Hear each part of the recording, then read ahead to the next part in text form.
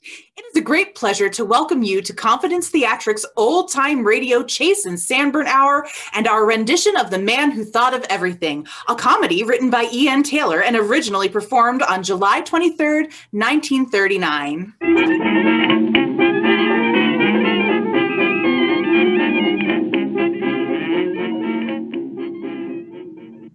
We start in Irene's bedroom in a country house in England. It's nearly midnight, and apparently everyone in the household has retired, except Irene, who is packing all her dresses in a large suitcase. There's a quiet knock at the door. Oh, someone's heard me moving around and come to investigate. Oh, well, I might as well face it. Come in. Hello, Irene. Oh, Phylis, it's you. What are you prowling around for? Well, really. Is that a nice way to treat your best friend? Oh, I'm sorry, Phylis. Only you startled me. I thought everyone had gone to bed. Oh, not me. Well, did you want anything? Yes, darling. I want to borrow a lipstick. Lipstick at this time of night? Well, why not? It's no funnier than whatever it is you're doing. What are you doing anyway? Taking an inventory of your wardrobe? Oh, no, I wasn't sleepy, so I thought I'd... Oh, well, never mind. Say, what's the window open for? You'll freeze to death, darling.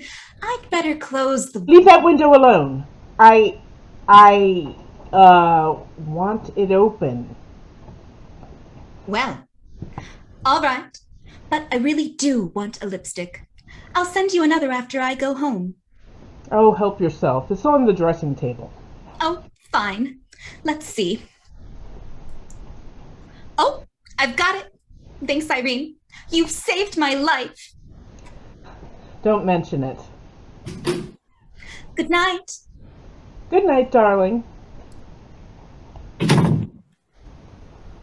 Oh, wonder if she suspects anything. She looked as if she... Ernest is at the windowsill trying to get Irene's attention. We hear a whistle.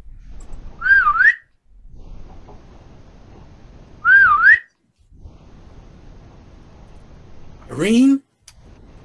Ernest? Well, I must say it's about time. Here, I'll give you a hand. Confound these low windowsills. A man can't get a decent grip. Ernest climbs in through the window. Yeah, well, here we are. Ready to start the great adventure? Well, what's the matter? Aren't you glad to see me? Well, yes, of course. Did you have any trouble climbing up to the window? No, not a bit. All you need is some good strong ivy and a little muscle grease. Muscle grease? Ernest, have you ever eloped before? Why, certainly not. But I'm the man who thinks of everything.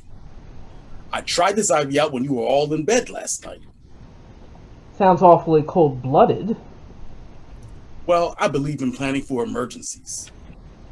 Now, what about you? Are you all ready? Yes, I will be in a minute. That idiot Phylis came in and took up a lot of... Ernest, what are you doing? Oh, just cleaning up. That ivy on the wall is full of twigs and soot. Wait, I'll get you a clothes brush. No, I have one right here, right in my pocket. I brought it along for this very purpose. Ernest brushes the debris off of his clothes. You do think of everything, don't you, Ernest? Well, I try to look ahead. I even have a wet sponge and a towel for my face and hands. You know all the moves in the elopement business, don't you? Well, I've read all the recognized authorities. In books, the carriages always break down. Yes, they all agree on that. So I brought a car. A car? Well, where is it? Well, just across the lawn, and it's safe and sound behind the hedge. Well, I didn't hear you. But suppose somebody else did. Oh, ho, ho. That's not possible. She coasted down the slope without a sound. I cut off the engine. Well, maybe it won't start again. Oh, yes, it will. I went over it myself earlier this evening. She's a good car that rolls. Yes, but even a Rolls might break down. Well, I'm ready for that too. Will be followed by a Ford. Well, you do seem to have thought of everything, but there's one item that does worry me. I'll never be able to scramble down that ivy. My dear, you won't have to scramble. You'll go down in style. On a rope ladder. But where? It's right outside the window. I hooked it on just before I came in. Well, guess that takes care of the getaway. What do we do first? We go to London. London is our first stop. Yes, but even I know that. But where in London? The Simpsons. I don't think I know any Simpsons. Oh, then you've got a treat coming. Yes, but how do they fit into this elopement? Simply, they'll sell us breakfast. Ernest, oh, don't be so matter-of-fact. You act as if this was an everyday affair. I'm only asking questions because I want to be sure there won't be any hitch. My dear Irene, there won't be any hitches. Everything will be just as smooth as silk. First a breakfast, then a lunch, then we'll fly to Paris. Yes, but wedding breakfasts usually are held after the wedding. No, not with elopements. But anyway, we'll have an excellent lunch on the plane. It's all ordered. Well, do you mind telling me where the ceremony is going to take place? Not at all. St. Martin's just across from the Airways office. And I've got the special license, a clergyman I've known all my life, and 2 reliable witnesses. And of course, we have the driver of the extra car, just in case there's emergencies. Oh, I see. But I don't think I like the idea of flying. Oh, but that's the whole point.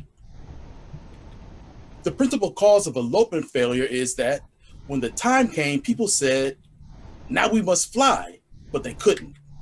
Nowadays, when we say we must fly, just like that, and everything turns out perfectly. Don't you see?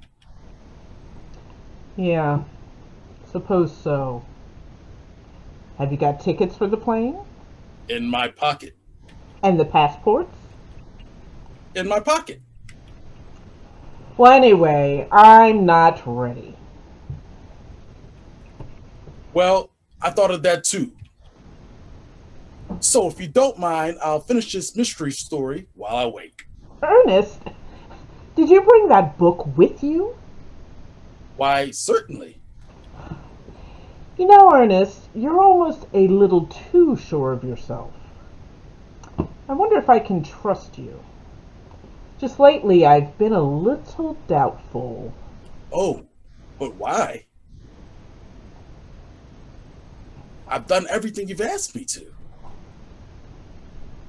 You can't possibly find a flaw in the setup, can you? No. But this last week, your manners changed. Well, my dear girl, it was changed at your request. What do you mean?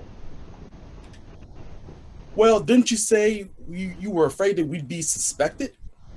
And in order to avert any suspicion, you told me to cool off? Well, yes, but you needn't have been so thorough about it.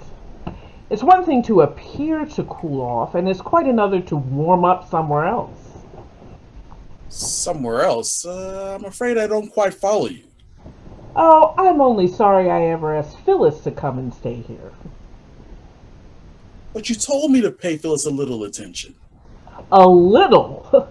You've been impossible. You've neglected me for a whole week. You and Phylis went off everywhere together and left me alone for hours. Well, I didn't notice you being alone very much. You played golf every day with George Drummond. Well, why shouldn't I play golf with George? I had to do something. I was just averting suspicion, and you know it. You've no right to be jealous of Georgie. Oh, I'm not the slightest bit jealous of Georgie. And you still want to elope? Still prepared to go through with it? Fully prepared.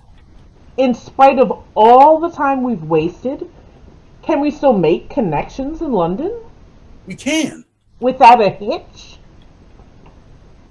There'll be no hitch of any time. I thought of everything. No, Ernest. No, there's one little detail you've overlooked. Well, I can still attend to it. I'm afraid not. You've been so carried away by the perfection of your own plans that you've forgotten the most important thing of all. It takes two to elope, and I'm not coming. Well, I thought of that too. What? Phylis? Hello, Irene. Oh, hello, Ernest. Hello, darling. You're just in time. Have you got everything ready? Everything. Just a second while I cut the telephone wire and the bell pull. May I ask what you two think you're doing? Eloping, my dear. What did you think Ernest brought the ladder for? Is it safe, darling? Oh, of course. I made it myself. Here, I'll hold it while you go down. You ready? Mm-hmm. Well, at least I'd like to know why you can't elope through your own window, Phylis. There's no ivy there. I won't have it. I won't be treated this way. I'm going to call Father. Father! I wouldn't do that if I were you. He'll only ask me why you let me in your room. Ooh, you treacherous beast. Now that I'm rid of you and your perfect plans, I've got a darn good mind to elope with George Drummond. I've thought of that too. You'll find George waiting for you in the second car.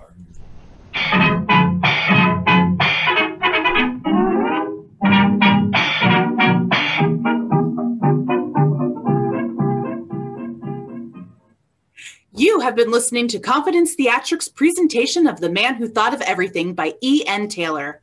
Our cast includes Valerie Higgs as Irene, Claire Schreibfeder as Phylis, Maurice Crittenden as Earnest, sound design and vocal direction by Ricky Howie, and I'm Emily McGee as your announcer. Confidence Theatrics is a consulting theater company that assists with programming, education, training, production, diversity, and marketing in all facets of theater. For more information on upcoming events and opportunities, please visit the Confidence Theatrics webpage at www.confidencetheatrics.com. Let's unmask your theatrical potential together. Thanks for tuning in.